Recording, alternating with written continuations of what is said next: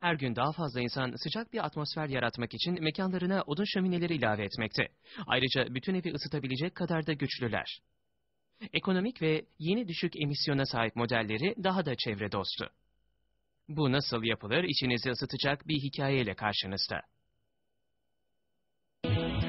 Her odun şöminesinde bir ateş bölmesi bulunur. Üst kısmı yüksek ısıdan koruyan, yanan odunların üzerinde paslanmaz çelikten bir bariyer. Ateş bölmesi aynı zamanda yükselen ısının oluşturduğu yukarı doğru çıkan cereyanı azaltarak bacadan dışarı çıkan dumanı yavaşlatır. Üretim 8 mm kalınlığa sahip büyük çelik levhalarla başlar. Bilgisayar destekli lazer kesiciler, işçilerin daha sonra şekillendirecekleri şöminenin çeşitli parçalarını keser. Lazer metali hızlı ve keskin doğrulukta keser ve şiddetli bir ışıkla kesildiğinden darbeli kesicilere göre parçaların kenarları düzgün ve pürüzsüz olur. İşçiler parçaları bir sonraki üretim bölümüne kaldırmak ve taşımak için güçlü mıknatıslar kullanır. En büyük parça şöminenin yanları ve arka tarafı haline gelecektir. Şekillendirmede baskı pres denen makine kullanılır. Bilgisayar destekli bu büyük hidrolik pres, tam istenilen noktalardan çeliği büker ve şekillendirir.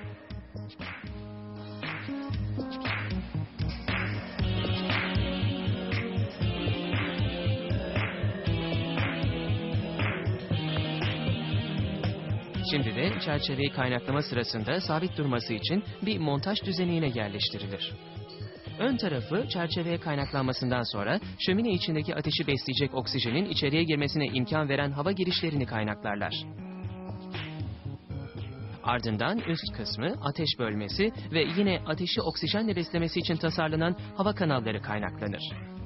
Odun şöminesindeki kaynakların kalitesi çok önemlidir. Çünkü ek yerleri çok yüksek ısılara dayanıklı olmak zorundadır.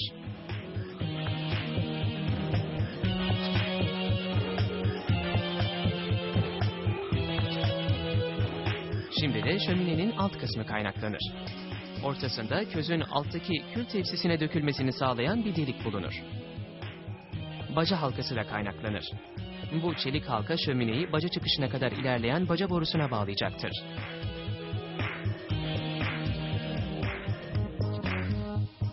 İşçiler şimdi de şömineyi kaideye vidalar. Kaide de çelik levhaların kaynaklanmasıyla yapılmıştır. Bu arada kapak şeklini alır.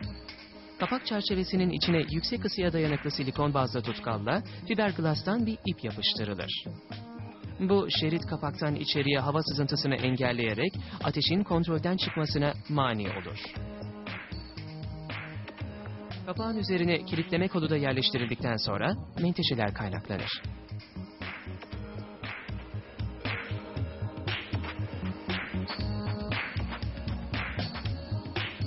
Şöminenin iç kısmı ya da diğer adıyla odunun yandığı tutuşma odasına, duvarları aşırı yüksek ısının eğmesine karşı koruması için tuğla döşenir.